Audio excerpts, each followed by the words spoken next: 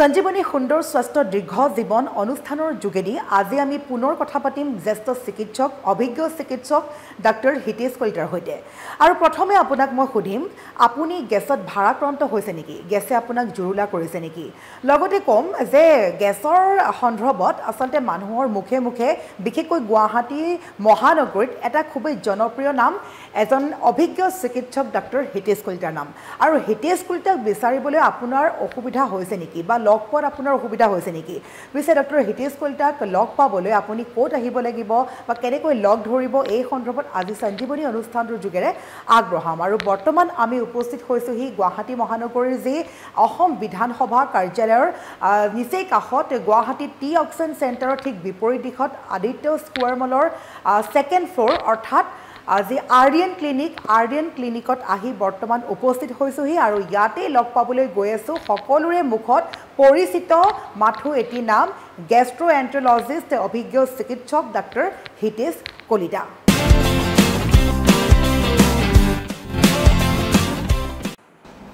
আৰু এয়া সকলোৱে আচলতে কমেণ্ট যোগে বিচাৰি আছিলে যে আৰু এটা খণ্ডৰ প্ৰয়োজন আছে ইতিমধ্যে মই কৈছোৱে সকলোৰে মুখে মুখে পৰিচিত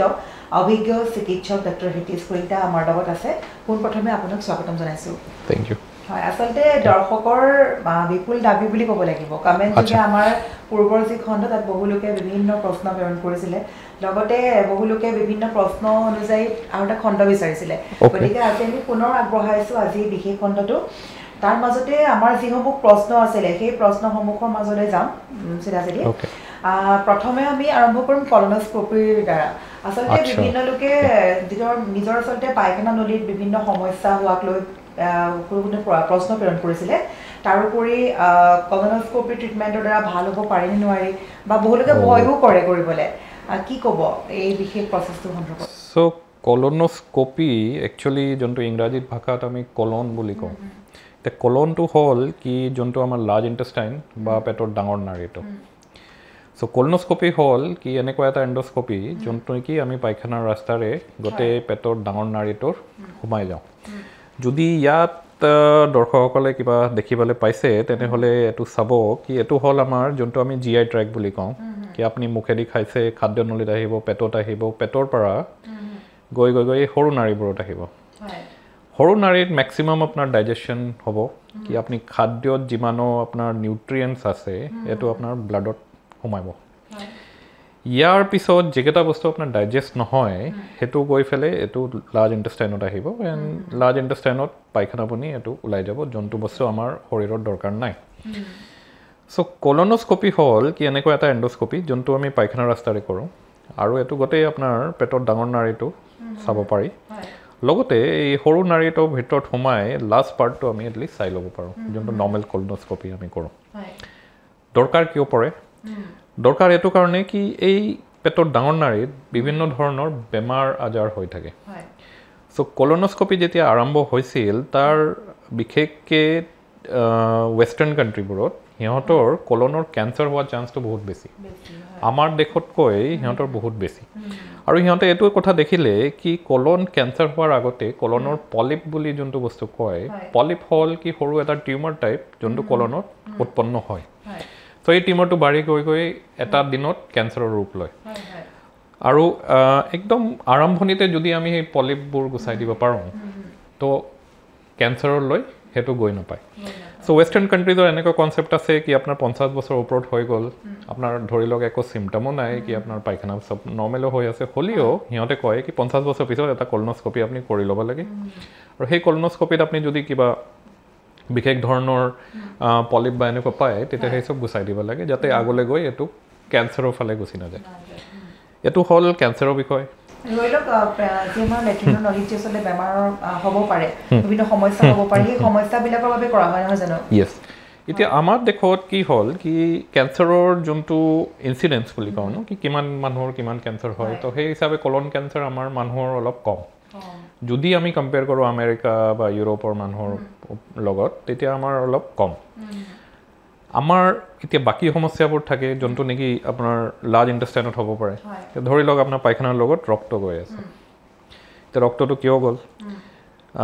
পাইলছ আছে নে ক'ৰবাত আলচাৰ আছে না এনেকুৱা ধৰণৰ বেমাৰ যোনটো আমি ইনফ্লেমেটৰী বাউল ডিজিজ বুলি কওঁ সো ইনফ্লেমেটৰী বাউল ডিজিজবোৰো এটা বিশেষ ধৰণৰ বেমাৰ য'ত নেকি শৰীৰৰ যোনটো ইমিউনিটি থাকে সেইটো নিজে নিজে শৰীৰৰ এটাক কৰি ইয়াত বিভিন্ন ঠাইত আলচাৰ কৰিব সো আমি তেতিয়া কলনোস্কোপি কৰি বায়োপসি লৈ ফেলে হেতু চাব লাগে কি এটো ইনফ্লেমেটৰী বাউল ডিজিজে হয় অলপ দিন আগলৈ গৈ আমি এটো দেখিছিলো কি আমাক বিশেষকৈ যেতিয়াও পেটত টিবি হয় বিশেষকৈ য'ত এই লাৰ্জ ইণ্টেষ্টাইন টু স্মল ইণ্টেষ্টাইনৰ লগত লাগে হেতু এৰিয়াত টিবি বহুত বেছি হয় সো আমি কলনোস্কোপি কৰি এটো ঠাইত যাব পাৰোঁ তাৰপৰা বায়োপসি ল'ব পাৰোঁ কনফাৰ্ম কৰিব পাৰোঁ কি আপোনাৰ টিবিয়ে হৈছে এটো ঠাইত আৰু যদি টিবি হৈছে তেনেহ'লে নিশ্চয় আপুনি টিবিৰ দৰৱ খালে এটো ভাল হৈ যায় আৰু কেইটামান প্ৰচিজাৰ থাকে কি ধৰি লওক কিবা এটা কাৰণত আপোনাৰ ব্লিডিং হৈ আছে সেই ব্লিডিংটো ৰখাবলৈ আমি বহুত কিবা কিবি কৰিব পাৰোঁ কলনোস্কোপৰ মাজেৰে ক্লিপ লগাব পাৰি আজিকালি আপুনি আমাৰ লুপ থাকে এটো লগাই ফেলে আমি বন্ধ কৰিব পাৰোঁ সো এনেকুৱা বহুত ধৰণৰ ট্ৰিটমেণ্ট আছে যোনটো নেকি আমি কলনোস্কোপিৰ থ্ৰু দি কৰিব পাৰোঁ আৰু এটা প্ৰশ্ন আছিলে কোনোবা এগৰাকী হয়তো মানে কমেণ্ট কৰিছিলে তেওঁৰ আচলতে 2-3 দিন ধৰি লেট্ৰিন হোৱা নাছিলে আৰু সেই লেট্ৰিনৰ কাৰণে তেওঁৰ পেটৰ বিষ অনুভৱ কৰে বা বিভিন্ন সমস্যা হৈছিলে সেই ধৰণৰ ৰোগসমূহ বা কিছুমানৰ ধৰি লওক আপোনাৰ বহুত দিনলৈ লেট্ৰিন ক্লিয়াৰ নহয় বহুত ধৰণৰ প্ৰব্লেম হৈ থাকে এই ধৰণৰ সমস্যাসমূহ কিয় হয় বা ইয়াৰ ট্ৰিটমেণ্ট বুলিবলৈ কি আছে সো মেক্সিমাম টাইমত যেতিয়াও আমি কনষ্টিপেশ্যন বা আই থিংক অসমীয়াত কষ্টকাঠিন্যতা বুলি কয় সো এনেকুৱা ধৰণৰ বেমাৰ বেচিকলি কি হয় কি বয়সৰ লগত আপোনাৰ এই কলনটো যি স্পীডত কাম কৰিব লাগে সেই স্পীডটো কমি গৈ থাকে সো সেইটো কাৰণে আপুনি দেখিব কি বিশেষকৈ যেতিয়া আপোনাৰ বয়স বেছি হৈ গৈ থাকে তেতিয়াহ'লে এটা কনষ্টিপেশ্যনৰ প্ৰব্লেম এটা হয় তাৰে লগতে বাকীবোৰ বেমাৰ আছে ধৰি লওক আপোনাৰ পেটত টিবি যেনেকৈ কথা ক'লোঁ বা আপোনাৰ ইনফ্লেমেটৰী বাউল ডিজিজৰ কথা ক'লোঁ বা কেঞ্চাৰৰ কথা ক'লোঁ চ' এইকেইটাৰ লগতো ফাৰ্ষ্ট চিমটমটো এইটো হ'ব পাৰে কি আপোনাৰ যোনটো আমি বাউল হেবিটছ বুলি কওঁ ধৰি লওক আপুনি পুৱা উঠি পেলাই পায়খানাত গৈ আছিল ছাডেনলি আপুনি দেখিলে কি এতিয়া মোৰ পুৱা উঠি পেলাই পায়খানা 2-3 দিনৰ কাৰণে নহয় চ' সেনেকুৱা ধৰণৰ যেতিয়া এটা চিমটম লৈ পেচেণ্টবোৰ আহে আমাৰ তাত তেতিয়া আমি কলনোস্কোপি ৰিকমেণ্ড কৰোঁ কাৰণ এইটো এনেকুৱা ধৰণৰ বেমাৰ যদি আমি আগতীয়াকৈ গম পাওঁ আৰু চিকিৎসা আৰম্ভ বহুত জলদি কৰিব পাৰোঁ তেতিয়াহে এইটোৰ পৰিণামটো ভাল আপুনি পাব আৰু আচলতে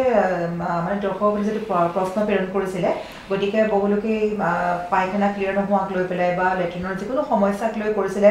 বহুলোকে সুধিছিলে যে কলনোগ্ৰাফি কৰিব দিছে বা কোনোবা ডক্টৰে হয়তো তেওঁক দিছে গতিকে এইটো কিয় কৰিব লাগে কি কি সমস্যাৰ কাৰণে কৰিব লাগে ইতিমধ্যে আমি কথা পাতিছোঁ তাৰ লগতে আৰু এটা প্ৰশ্ন আছিলে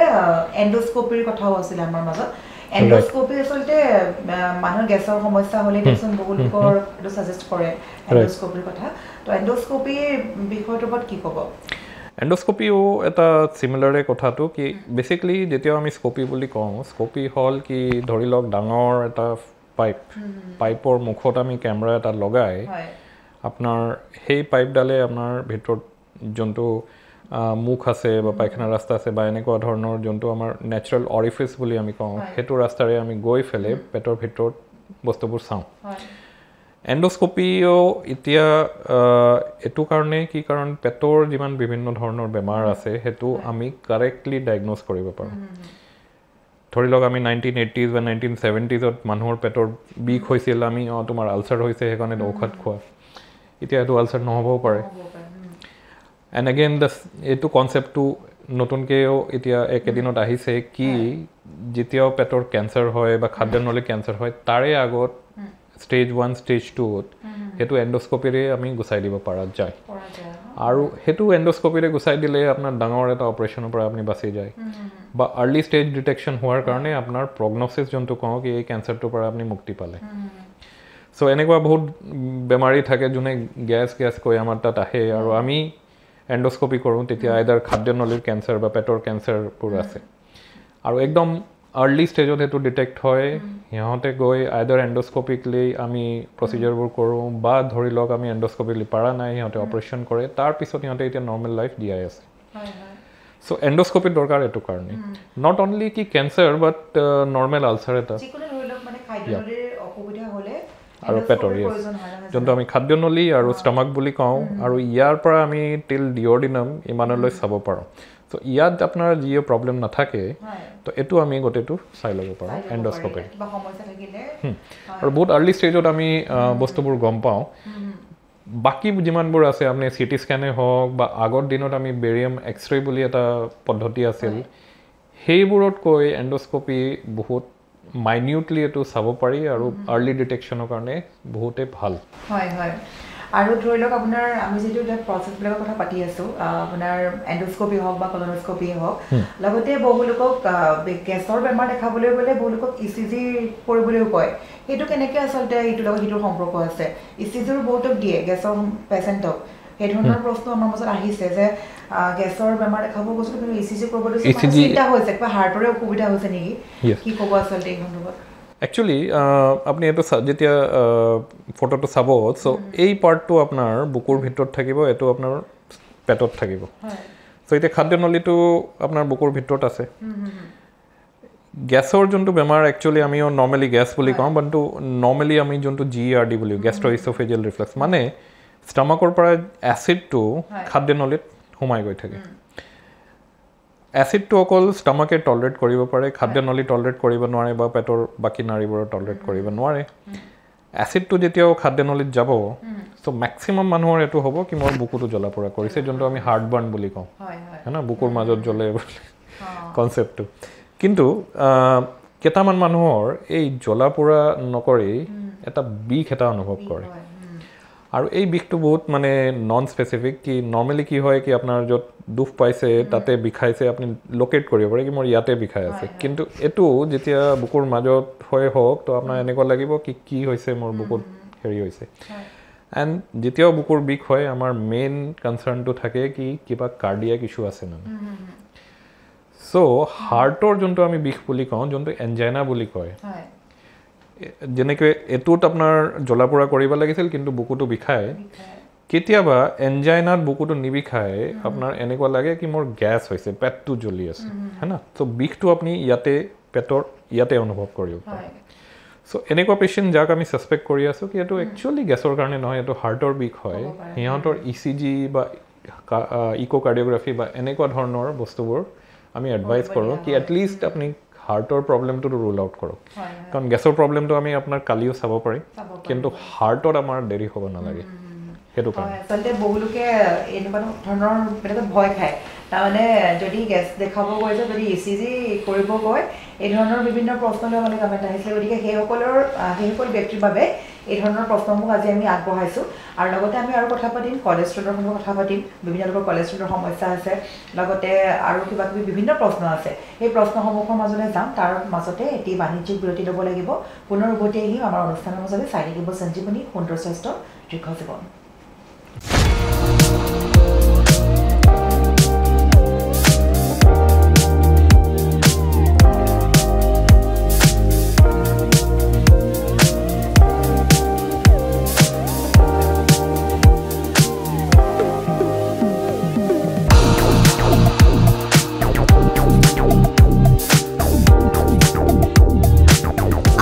প্ৰয়োজন হৈ আছিল নেকি ফাৰ্নিচাৰ যিকোনো ধৰণৰ ফাৰ্নিচাৰেৰে ভৰপূৰ মোহিনী ফাৰ্নিচাৰ্ছ এণ্ড হোম ডেকাৰ য'ত আছে ইনষ্টলমেণ্টৰ সুবিধা লগতে পাব আকৰ্ষণীয় অফাৰ সোফা ডাইনিং টেবুল bed mattress wallpaper office furniture painting and home automation modular kitchen interior ডিজাইনকে ধৰি সকলোখিনি উপলব্ধ গতিকে দেৰি কিহৰ আজিয়ে যোগাযোগ কৰক 9678538081 অথবা 9085595514 নম্বৰত ঠিকনা VIP road magazine opposite royal palace বিভাগ ভৱন গুৱাহাটী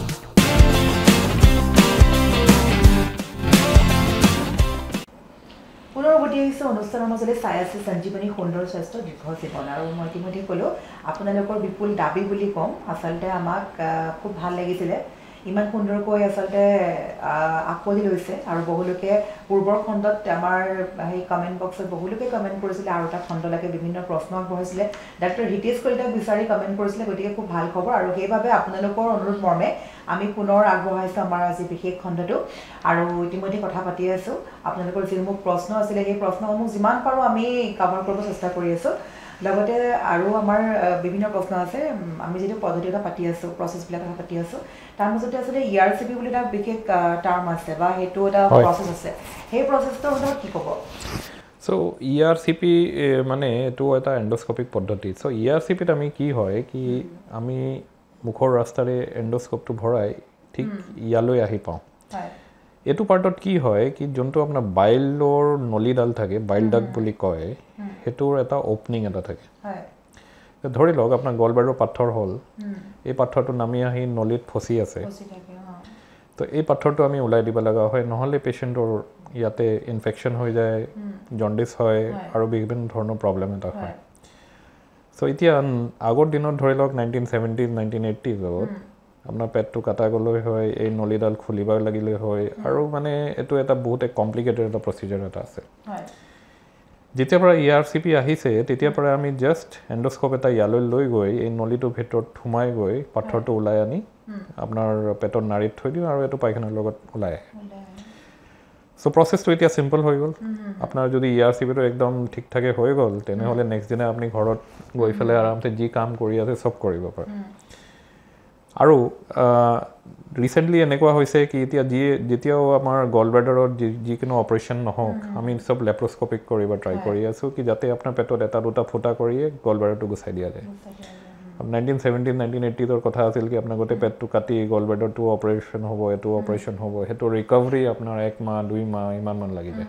তাৰে উপৰিও এডাল পাইপ ওলাই থাকিব যোনটো বহুত দিনে আপোনাৰ থাকিব সো ERCP মানে কি আমি বাইল ডাক্ট আৰু কেতিয়াবা মানুহৰ এই যোনটো পেনক্ৰিয়াছ বুলি কয়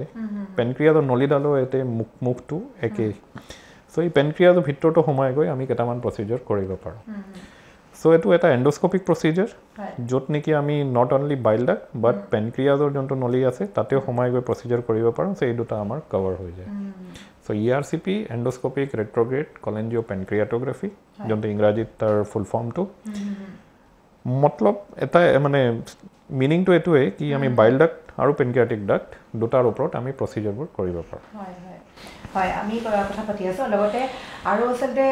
আমি কণ্টিনিউ কৰিম আমি যিটো বিৰতিৰ কথা পাতি আছিলোঁ যে বুকুৰ বিষ ECG এইবিলাক এই সন্দৰ্ভত আচলতে বহু লোকৰ কলেষ্ট্ৰলক লৈ সমস্যা আছে প্ৰশ্ন আছে আৰু সেই দৰ্শকসকলৰ বাবে আমি প্ৰশ্নসমূহ আগবঢ়াইছোঁ যদি কলেষ্ট্ৰলৰ সমস্যা হয় ধৰি লওক আমি এটা খুবেই জনা কথা যে বেছি তেল খালে বা এই ধৰণৰ সামগ্ৰীবোৰ যদি আমি বেছি সেৱন কৰোঁ আমাৰ কলেষ্ট্ৰলৰ মাত্ৰা বৃদ্ধি পায় আৰু কলেষ্ট্ৰল বৃদ্ধি পোৱা মাত্ৰকে আচলতে কেতিয়াবা বুকু বিষ হ'ব পাৰে নেকি বা চিমটমছবোৰ কি ধৰণৰ হ'ব পাৰে কলেষ্ট্ৰল বাঢ়িলে একচুৱেলি কলেষ্ট্ৰল যেতিয়া আপোনাৰ বাঢ়ে আৰু আপুনি যদি টেষ্ট কৰে সাধাৰণতে গম নাপায় এতিয়াহে মানুহবোৰে নিজৰ হেল্থৰ কনচিয়াছনেছ লৈ পেলাই এতিয়া আমি কলেষ্ট্ৰলৰ টেষ্ট কৰোঁ কিয় কৰোঁ কাৰণ কলেষ্ট্ৰলৰ কেইটামান পাৰ্ট আছে তাৰে মাজত কেইটামান কলেষ্ট্ৰল বেছি থাকিলে আপোনাৰ হাৰ্টৰ বেমাৰ হোৱা বা ষ্ট্ৰ'ক হোৱা যোনটো আমি কাৰ্ডিঅ'ভেস্কুলাৰ ৰিস্ক বুলি কওঁ মানে যোনটো আপোনাৰ ব্লাড ভেচেল তাৰে বেমাৰ হোৱা চান্সকেইটা বাঢ়ি গৈ থাকে সো সেইটো কাৰণে এইটো যেতিয়া আমি ৰিচাৰ্চ কৰি এইটো গম পালোঁ কি যদি আমি কেইটামান ঔষধ দিওঁ য'ত নেকি এই কলেষ্ট্ৰলবোৰ কমি যায় তেতিয়া আপোনাৰ যিটো ৰিস্ক থাকে হাৰ্টৰ বেমাৰ হোৱা বা ষ্ট্ৰ'ক হোৱা বা এনেকুৱা ধৰণৰ এই ৰিস্কবোৰ বহুতেই কমি যায় সো সেইটো কাৰণে কলেষ্ট্ৰল ইম্পৰ্টেণ্ট হৈ গৈছে 1980s বা এনেকুৱাতে আমি এইটো কথা গম পাইছিলোঁ আৰু তেতিয়াহে এই মেডিচিনবোৰ আহিছিল আৰু এই মেডিচিনবোৰ একচুৱেলি যেতিয়া আপুনি এবাৰ কলেষ্ট্ৰলৰ মেডিচিন ষ্টাৰ্ট কৰে তেতিয়াহ'লে এইটো লং টাৰ্মৰ কাৰণে ইউজ কৰিব লাগে তো এই মেডিচিনবোৰ কণ্টিনিউৱাছলি দি থকা যায় যাতে আপোনাৰ এই ৰিস্ক হাৰ্ট এটেক ষ্ট্ৰ'ক এইকেইটা হোৱা ৰিস্কটো কমি গৈ থাকে তাৰে উপৰিও কলেষ্ট্ৰলৰ এটা পাৰ্ট থাকে যোনটো আমি ট্ৰাইগ্লিচাৰাইড বুলি কওঁ যেতিয়া আপুনি কলেষ্ট্ৰল টেষ্ট কৰিব ট্ৰাইগ্লিচাৰাইডটো ওলায় ট্ৰাইগ্লিচাৰাইডটো কাৰোবাৰ জেনেটিকেলি বহুত হাই হৈ যায় মানে বহুত বাঢ়ি যায় যেতিয়া এইটো বহুত বেছি বাঢ়ে তেতিয়া যোনটো পেনক্ৰিয়াছ আমি যোনটো পেনক্ৰিয়াটাইটিছ বেমাৰ থাকে সেইটো ঘনে ঘনে হৈ থাকিব পাৰে তাৰে উপৰিও কলেষ্ট্ৰলৰ লগত এতিয়া যদি আমি অকল গেষ্ট্ৰৰ বিভাগে মানে মোৰ বিভাগৰ কথা পাতোঁ তেতিয়াহ'লে কলেষ্ট্ৰলটো ফেটি লিভাৰৰ লগতো জড়িত থাকে আৰু মোষ্টলি যেতিয়া পেচেণ্টৰ ডায়েবেটিছ থাকে বা এনেকুৱা ধৰণৰ বেমাৰ থাকে সিহঁতৰ কলেষ্ট্ৰলৰ অলপ মাত্ৰাটো নৰ্মেলতকৈ এবনৰ্মেল এটা হৈ থাকে সো এনেকুৱা পেচেণ্টৰ বিশেষকৈ আমি কলেষ্ট্ৰলটো অলপ ঘনে ঘনে চাই থাকোঁ হয় আৰু কলেষ্ট্ৰলটো যেনিবা ধৰি লওক এজন আচলতে নৰ্মেল ব্যক্তিৰ যদি সাধাৰণ ব্যক্তিৰ যদি কলেষ্ট্ৰল মাত্ৰা বৃদ্ধি পায় তেওঁক আচলতে ভাল সুফল পাবলৈ বা ভাল হওঁতে কিমান দিন সময় লাগে যে তেওঁ আচলতে ট্ৰিটমেণ্ট কৰি গৈ আছে ধৰি লওক ভাল কৰিব পাৰিনে এই ধৰণৰ বিভিন্ন চ' যেতিয়া আমি কলেষ্ট্ৰলৰ মেডিচিন দিওঁ প্ৰত্যেক 3 মাহ মূৰে মূৰে আমি কলেষ্ট্ৰলৰ টেষ্টটো কৰি থাকোঁ কি কিমানখিনি আমি মেডিচিনটো বঢ়াব লাগে বা কমাব লাগে বা কি কৰিব লাগে আৰু তাৰে লগতে মেজৰিটি এতিয়া কলেষ্ট্ৰলটো যোনটো মেটাবলিক চিণ্ড্ৰম বুলি কওঁ বা লাইফষ্টাইল ডিজিজ বুলি কওঁ তো এই লাইফষ্টাইল ডিজিজৰ ভিতৰত পৰে কেইটামান কিন্তু জেনেটিকত থাকে কি আপোনাৰ নৰ্মেলি আমি যোনটো বংশগত বেমাৰ বুলি কওঁ কি কলেষ্ট্ৰলটো জেনেটিকেলি আপোনাৰ বেছি থাকিব চ' মেজৰিটি যিমান পেচেণ্ট আছে সিহঁতক এটা লাইফষ্টাইলটো চেঞ্জ কৰিব এটা দিয়া যায় ফাষ্ট ফুড আমি আগতে কথা পাতিছিলোঁ যিমানো আমাৰ ফাষ্ট ফুড বাঢ়ি গৈ আছে ট্ৰেডিশ্যনেল খানাবোৰ বহুত ভাল আছিল আৰু কেইটামান কলেষ্ট্ৰল নট অনলি তেল বাট আপোনাৰ মিঠা বস্তু চুগাৰ আৰু চিম্পল কাৰ্বহাইড্ৰেট এতিয়া চিম্পল কাৰ্বহাইড্ৰেটৰ ভিতৰত আপোনাৰ ভাত বা ৰাইচ আৰু আলু এই চবো পৰে চ' এইকেইটাই ট্ৰাইগ্লিচাৰাইডটো বহুত বেছি বঢ়াব পাৰে চ' সেইকাৰণে আমি যেতিয়া আমি ডায়েটৰ এডভাইচ দিওঁ ইহঁতক মিঠা বস্তুবোৰ কমাই দিব কওঁ এণ্ড মোষ্টলি যিমানো আজিকালি আমাৰ এই কোকা কোলা পেপচি হওক এই চব হওক ক'ল্ড ড্ৰিংকছবোৰ প্ৰচেছড ফুডছ ইহঁতত কেতিয়াবা এনেকুৱাও থাকে কি বস্তুটো মিঠা নালাগিব পাৰে কিন্তু ইয়াতে কোৱান্টিটি অফ চুগাৰটো বহুত হাই থাকে তো যিমান পাৰে পেকেট থকা বস্তু বটলত থকা বস্তু এইটোৰ পৰা অলপ দূৰত থাকিব লাগে আৰু ধৰি লওক যদি আমি চাওঁ প্ৰটিন থকা বস্তু ধৰি লওক মাছ মাংস বা এই ক্ষেত্ৰতো বহু লোকে আচলতে কয় যে খালে ভাল নহয় এই ক্ষেত্ৰত কিবা আছে নেকি যে বাচিব লাগে এনেকুৱা ধৰণৰ সাধাৰণতে যোনটো আমি মাছ থাকে তাত ওমেগা 3 ফেটি এচিড বুলি বস্তু থাকে চ' সেইটো একচুৱেলি উল্টা কামটোৱে কৰে কি ট্ৰাইগ্লিচাৰাইডটো কমায় চ' মেক্সিমাম আমাৰ মাছ খোৱাত ইমান আপত্তি নাথাকে কেইটামান মানুহে কয় কি তেলীয়া মাছ নাখাব বা হেৰি কিন্তু মাছত মেক্সিমাম ওমেগা 3 ফেটি এচিডেড থাকিব চ' এইটো ইমান হাৰ্মফুল নহয় আৰু বাকী যিমান মাংসবোৰ আছে তাৰে মাজত যোনটো আমাৰ লিন মিট মানে যেনেকৈ পল্ট্ৰি হওক আমি যোনটো নৰ্মেলি লোকেল চিকেন বুলি কওঁ সেইটোত অলপ ফেট বা এনেকুৱা ধৰণৰ কলেষ্ট্ৰল বহুত কম থাকে কিন্তু যিমানো আমি ৰেড মিট বুলি কওঁ ন মানে যোনটো বস্তু 4 ঠেঙত গৈ থাকে এইকেইটা বস্তুৱে কিন্তু কলেষ্ট্ৰলৰ কাৰণে বেয়া চ' এইকেইটা যিমান পাৰে অলপ এভইড কৰিব লাগে যদি আপোনাৰ কলেষ্ট্ৰলৰ প্ৰব্লেম আছে আচলতে নিয়মিত খোৱা খাদ্য প্ৰণালীৰ যিখন তালিকা সেই তালিকাখন যদি অলপ চেঞ্জ কৰে তেতিয়া ভাল হ'ব পাৰে নহয় জানো নিশ্চয় গতিকে যি ধৰণৰ কলেষ্ট্ৰলৰ লৈ আপোনালোকৰ সমস্যা আছিলে গতিকে এই ধৰণৰ প্ৰশ্ন আমি কথা পাতি আছোঁ আৰু তাৰ মাজতে মই পুনৰবাৰ ক'ব বিচাৰিম যিহেতু আমাক বহু লোকে কৈছিলে যে হিতেশ কলিতা ছাৰক লগ পাওঁতে অসুবিধা হৈছিলে এই ধৰণৰ বিভিন্ন কমেণ্ট কৰিছিলে সেইসকলকে পুনৰ কৈছোঁ যে ছাৰক কেনেকৈ লগ পাব আমি এড্ৰেছৰ সৈতে ফোন নম্বৰ মেনশ্যন কৰি আছোঁ যদি আপোনালোকে বিচাৰিবলৈ অসুবিধা হৈছে তেন্তে ফোন কৰিব পাৰে ফোন নম্বৰ মেনশ্যন কৰি থকা হৈছে লগতে আৰিয়ান ক্লিনিকৰ সম্পূৰ্ণ এড্ৰেছ আমি ইতিমধ্যে কৈছোঁৱে ভিডিঅ'টো আৰম্ভ হওঁতে লগতে পুনৰ এবাৰ মই ক'ব বিচাৰিছোঁ আমি উল্লেখ কৰি আছোঁ আমাৰ স্ক্ৰীনৰ ঠিক তলত ফোন নম্বৰৰ সৈতে এড্ৰেছ মেনশ্যন কৰি থকা হৈছে গুৱাহাটী মহানগৰীৰ আচলতে যি অসম বিধানসভাৰ যিটো কাৰ্যালয় আছে সেই কাৰ্যালয়টো ক্ৰছ কৰি যিটো গুৱাহাটী টি অকশ্যন চেণ্টাৰ ইতিমধ্যে সকলোৰে পৰিচিত আৰু টি অকশ্যন চেণ্টাৰৰ ঠিক বিপৰীত দিশত যিটো আদিত্য স্কোৱাৰ মল কোৱা হয় সেই বিশেষ বিল্ডিংটোৰ 2nd ফ্ল'ৰতে আছে আৰিয়ান ক্লিনিক তাতে লগ পাব ডক্টৰ হিতেশ কলিতাক আৰু লগতে যিকোনো এপইণ্টমেণ্টৰ বাবে আপোনালোকে কল কৰক আমি ফোন নম্বৰ মেনশ্যন কৰি থকা হৈছে আৰু তাৰ মাজতে আমি শেষ পৰ্যায়লৈ যাম ইতিমধ্যে আমি বিভিন্ন খণ্ডৰ জৰিয়তে আমি প্ৰতিটো বেমাৰৰ বাবে বা বিভিন্ন টপিক অনুযায়ী আমি আগবঢ়াই যাওঁ খণ্ডবিলাক আৰু আজি আচলতে আমাৰ প্ৰশ্ন নাই আজি আপোনালোকৰ প্ৰশ্ন আমি আলোচনা কৰিছোঁ যিখিনি বিচাৰি আছিলে কলেষ্ট্ৰলে হওক বা বহু লোকৰ আচলতে এণ্ডোস্কোপিক লৈ বিভিন্ন প্ৰশ্ন আছিলে এই ধৰণৰ প্ৰশ্নসমূহ আমি চেষ্টা কৰিছোঁ তাৰ মাজতে আমি শেষ পৰ্যায়লৈ যাম একেবাৰে শেষত যিটো ফাইব্ৰ স্কেন বুলি কয় ফাইব্ৰ স্কেনটো আচলতে কেনেকুৱা ধৰণৰ বেমাৰৰ ক্ষেত্ৰত বা কি এনেকুৱা কিছুমান চিমটমছ পালে যে ফাইব্ৰ স্কেন এজন ৰোগীক দিয়া হয় অ'কে চ' ফাইব্ৰ স্কেনটো একচুৱেলি এটা বিশেষ ধৰণৰ মেচিন এই মেচিনটো এটা আল্ট্ৰাচাউণ্ড মেচিনৰ নিচিনাই কিন্তু ইয়াও আল্ট্ৰাচাউণ্ড মেচিনত যেনেকৈ আমি ফটো এটা ওলাওঁ ইয়াত আমি ৰিডিংছ কেইটামান ওলাওঁ এইটো দি আমি কি বিচাৰি বা খুজিছোঁ কি বিশেষকৈ লিভাৰ য'ত আমি এটা প্ৰ'ব থাকিব য'ত আপোনাৰ লিভাৰটো থাকে তাত প্ৰ'বটো লগোৱা যাব আৰু ইয়াৰ পৰা কেইটামান ৱেভ ওলাব আৰু এই ৱেভকেইটাই আমাক এটা ৰিডিং এটা দিব এই ৰিডিঙৰ মিনিংটো এইটো হ'ল কি লিভাৰটো আপোনাৰ কিমান টান হৈছে বা নৰ্মেল লিভাৰটো নৰ্মেলি ছফ্ট থাকে যেতিয়া আপোনাৰ ক্ৰনিক লিভাৰ ডিজিজ মানে বহুত দিনত চলি থকা লিভাৰৰ বেমাৰবোৰ হৈ থাকে তেতিয়া অলপমান ফাইব্ৰ'চিছ লিভাৰত হৈ গৈ থাকে আৰু ফাইব্ৰ'চিছৰ এণ্ড ষ্টেজটো হ'ল যোনটো আমি পাৰ্মানেণ্ট লিভাৰ ডেমেজ বা চিৰ'চিছ বুলি যোনটো আমি কওঁ চ' এই ৰিডিংছবোৰৰ পৰা আমি এইটো কথা গম পাওঁ কি আপোনাৰ ফাইব্ৰ'চিছ কিমান বেছি আছে এতিয়া ফাইব্ৰ'চিছ বেছি থাকিলে আমাৰ ট্ৰিটমেণ্ট পদ্ধতিবোৰ অলপ চেঞ্জ কৰিব লগা হয় আগৰ দিনত আমি সেইটো লিভাৰ বায়পচি কৰিব লাগিছিল উইদাউট লিভাৰ বায়পচি আমি এইটো গম নাপাওঁ কি কিমান ফাইব্ৰ'চিছ থাকে চ' এতিয়া লিভাৰ বায়পচিটো এভইড কৰিবলৈ আমি ফাইব্ৰ'স্কেনটো মেচিনটো ইউটিলাইজ কৰোঁ কি আপোনাৰ লিভাৰটো কিমান টান হৈ গৈ আছে তাত কিমান ফাইব্ৰ'চিছ আছে তাত আপোনাৰ চিৰ'চিছৰ আৰম্ভণি হৈছে নে নাই সেইটো জানিবলৈ চ' ফাইব্ৰ'স্কেন এটা মেচিন আৰু মেচিনৰ পৰা ৰিডিং কেইটামান ওলায় যোনটো চাই ডক্টৰবোৰে কি আপোনাৰ ইমান ফাইব্ৰ'চিছ হৈছে আপোনাৰ চিৰ'চিছ হৈছে নে নাই বা চিৰ'চিছৰ যে ষ্টাৰ্টিং নে কেনেকুৱা সেইটো জানিবলৈ আমি ইউজ কৰা যায় হয় নিশ্চয়কৈ দৰ্শকসকল আচলতে আমাৰ অনুষ্ঠানতে সামৰণি মাৰিব লাগিব যিহেতু মই আচলতে বাৰে বাৰে ক'ম যে এটা নিৰ্দিষ্ট সময়ৰ ভিতৰত আপোনালোকৰ সকলোখিনি প্ৰশ্ন বা গেছৰ সমস্যা বুলি ক'লে আচলতে সীমিত নহয় গেছৰ সমস্যা কেতিয়াও সীমিত নহয় আপুনি যিমান আলোচনা কৰি যাব বা আপোনাৰ যিমানবোৰ সমস্যা দেহত দেখা পাই থাকিব সেই সমস্যাবোৰৰ বাবে আপুনি কেতিয়াও কথা পাতি শেষ কৰিব নোৱাৰে সেই সমস্যাবিলাকৰ বিষয়ে কাৰণ আপোনাৰ যিটো সমস্যা হৈছে আন এগৰাকীৰ বেলেগ সমস্যা হ'ব পাৰে গতিকে এই ধৰণৰ সমস্যাসমূহ আমি এটা অনুষ্ঠানৰ যোগেদি শেষ কৰাটো একেবাৰে অসম্ভৱ গতিকে যিমানখিনি পাৰোঁ আমি খণ্ড ৱাইজ গৈ থাকোঁ আৰু আপোনালোকৰ প্ৰশ্ন যদি আছে কিবা কিবি প্ৰশ্ন আমালৈ প্ৰেৰণ কৰিব পাৰে লগতে যদি বহুলোকে আচলতে হয়তো বুজাত ভুল হ'ব পাৰে যে এপইণ্টমেণ্ট কেনেকৈ লাভ কৰিব বা এড্ৰেছ কি মই পুনৰবাৰ কৈছোঁ আমাৰ স্ক্ৰীনৰ ঠিক তললৈ মন কৰক ফোন নম্বৰ লগতে আমি এড্ৰেছ সম্পূৰ্ণ এড্ৰেছ মেনশ্যন কৰি আছোঁ আৰু তাৰ লগতে আমি আচলতে যদি ভিডিঅ'টো প্ৰথমবাৰ চাইছে নিশ্চয়কৈ গম পাইছে আচলতে আমি প্ৰতিটো খণ্ড অনুযায়ী কিদৰে আমি আগবাঢ়ি গৈ আছোঁ লগতে যিবোৰ গেছৰ আন কিছুমান সমস্যা ফেটি লিভাৰ হওক বা বদহজম কোষ্ঠকাঠিন্য